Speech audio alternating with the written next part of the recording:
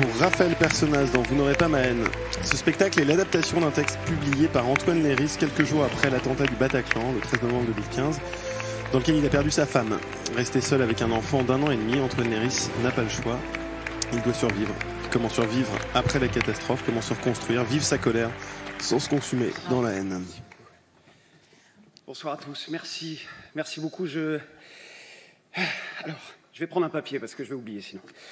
Je voudrais remercier toutes les personnes qui ont fait que ce seul en scène n'a jamais été solitaire, du Théâtre Liberté de Toulon au Théâtre de l'Œuvre, en passant par le Théâtre du Rond-Point. Je voudrais remercier en premier lieu Elisabeth Tanner, qui a cru la première à la nécessité absolue de porter ce texte sur scène. Je voudrais remercier Arnaud Bertrand, je voudrais remercier Jérôme Fouché, je voudrais remercier Charles Berling, Jean-Michel Ribes, toute la production, toute la technique qui ont permis que ce spectacle se fasse dans les meilleures conditions possibles. Je voudrais remercier Donia Berreri, Lucrèce Sassella, qui tous les soirs, avec moi, ont joué sur scène la musique délicate d'Antoine Salaire.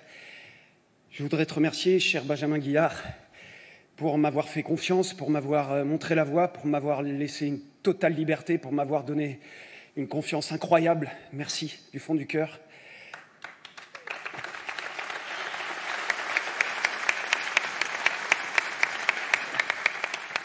Je voudrais remercier le public aussi qui est venu, et je sais que c'était une démarche particulière de venir entendre ces mots qui nous ont tous touchés. J'avais besoin aussi de dire à ma famille de cœur et de sang que je les aime très fort.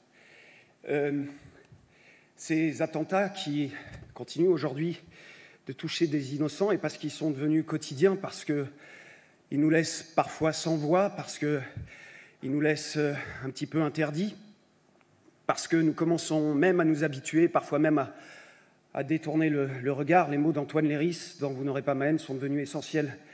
Ils nous racontent évidemment le deuil, l'absence, l'injustice, mais aussi la vie qui doit reprendre ses droits et qui reprend ses droits, même dans les moments où on ne l'attend plus.